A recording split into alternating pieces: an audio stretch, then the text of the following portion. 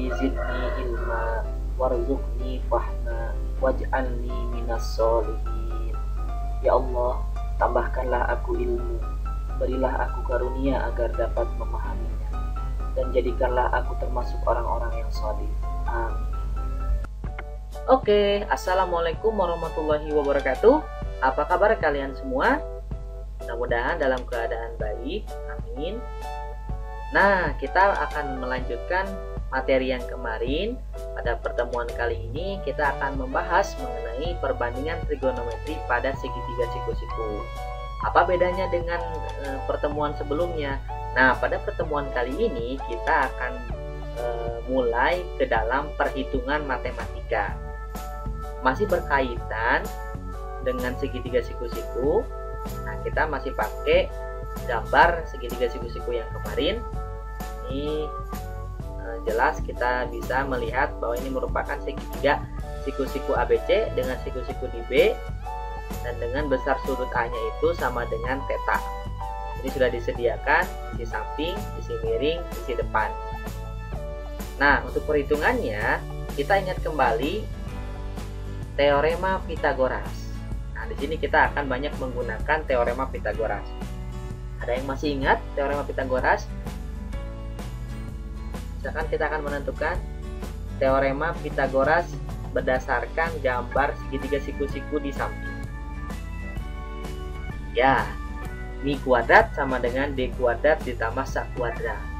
Artinya, panjang sisi miring dikuadratkan atau panjang hipotenusa dikuadratkan, ini akan sama dengan jumlah dari kuadrat kedua sisi yang lainnya.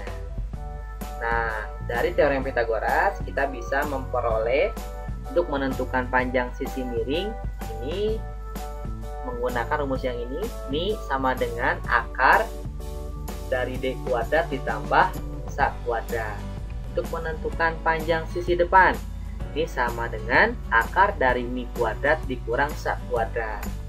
Untuk menentukan panjang sisi samping sama dengan akar dari mi kuadrat dikurang d kuadrat. Langsung ke dalam penerapan soalnya. Perhatikan segitiga siku-siku berikut. Ini sudah ada angkanya, satuan panjang ya, 10, 8, kemudian sudut yang diketahuinya adalah sudut alfa di sini. Yang ditanyakan, tentukan semua perbandingan trigonometri. Yang pertama yang harus kita lakukan adalah kita harus menentukan yang mana yang termasuk sisi miring, sisi depan, atau sisi samping. Kita lihat sisi miring itu berada di depan sudut siku-siku. Berarti apa sisi miringnya? 10. Kemudian sisi depan itu berada di depan sudut yang sudah diketahui. Ini berarti kan berapa? 8. Nah, sisi samping di sini belum diketahui. Nah, kita lakukan atau kita tentukan sisi sampingnya atau panjang sisi sampingnya itu menggunakan teorema Pythagoras. Nah, berarti sisi samping sama dengan akar dari mi kuadrat dikurang d kuadrat. Kita tinggal substitusi, sama dengan akar dari 10 kuadrat dikurang 8 kuadrat. Kita hitung terlebih dahulu, kuadratkan masing-masing. Akar dari 100 dikurang 64 sama dengan akar dari 36 sama dengan 6. Berarti panjang sisi sampingnya adalah 6. Sehingga setelah kita menentukan mi, d, dan saknya, kita bisa menentukan perbandingan nilai trigonometrinya. Kita bisa menghitung cos alfa itu sama dengan cos alfa sama dengan sak per mi, di 6 per 10.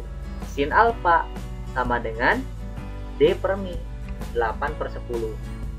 Tan alfa sama dengan d per sa, 8 per 6. Kotan alfa sama dengan kebalikan dari tangen, berarti 6 per 8. Kosekan alfa sama dengan kebalikan dari sinus alfa, yaitu 10 per 8. Sekan alfa kebalikan dari kosinus alfa, sama dengan 10 per 6. Lanjut, perhatikan segitiga siku-siku berikut. Tentukan semua perbandingan trigonometri. Pertama, kita cari tahu dulu depannya yang mana, sampingnya yang mana, miringnya yang mana. Terlebih dahulu kita tentukan panjang sisi depan, panjang sisi samping, dan panjang sisi miring. Terlihat berdasarkan gambar siku-siku ini, kita bisa menentukan terlebih dahulu untuk D-nya depan sudut yang sudah diketahui, di depan sudut beta berapa ini? 12. Berarti D-nya 12, sa-nya di depan selain sudut siku-siku dan selain sudut yang diketahui, berarti berapa? Ya, 5. Kemudian untuk mi-nya, sisi miringnya sama dengan menggunakan rumus yang tadi. Mi sama dengan akar dari D kuadrat ditambah sa kuadrat, sama dengan akar dari 12 kuadrat tambah 5 kuadrat, sama dengan akar dari 144 ditambah 25, sama dengan akar dari 169, sama dengan 13. Nah, berarti kita bisa menentukan nilai-nilai perbandingan ini. Cos beta sa per mi berarti 5 per 13. Sin beta D per mi 12 per 13. Tan beta D per sa berarti 12 per 5. Kotangen, kebalikan dari tangen, sama dengan 5 per 2. Kosekan beta sama dengan kebalikan dari sinus, 13 per 12. Sekan beta sama dengan kebalikan dari kosinus, beta sama dengan 13 per 5. Mungkin bisa ya, mudah-mudahan. Lanjutkan. Perhatikan segitiga siku-siku berikut. Tentukan semua perbandingan trigonometrinya. Oke, di sini berarti diketahui terdapat sudut siku-siku, kemudian ini salah satu sudut yang diketahuinya adalah 60 derajat. Pertama, kita tentukan terlebih dahulu D, mi, dan sa-nya. D-nya itu jelas di depan sudut 60 derajat, yaitu akar 3. Mi-nya juga jelas di depan sudut siku-siku, yaitu 2. Sa-nya kita bisa peroleh menggunakan teorema Pitagoras. Sa sama dengan akar dari mi kuadrat dikurang D kuadrat, sama dengan akar dari mi-nya 2 kuadrat dikurang D. D-nya akar 3, akar 3 kuadrat, sama dengan 2 kuadrat 4 dikurang akar 3 dikuadratkan 3, berarti 4 kurang 3 ya 1, sama dengan akar 1, akar 1 sama dengan 1. Nah, kita tentukan kosinus 60 derajat sama dengan ya 1 per 2. Sinus 60 derajat sama dengan ya akar 3 per 2. Tangen 60 derajat sama dengan ya akar 3. Kotangen 60 derajat kebalikan dari apa? Kebalikan dari tangen. Jadi 1 per akar 3. Nah, seperti biasa dalam pecahan penyebutnya tidak boleh dalam bentuk akar.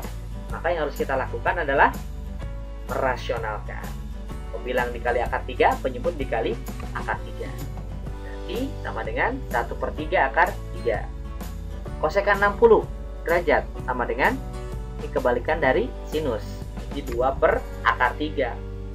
Sama kita rasionalkan lagi.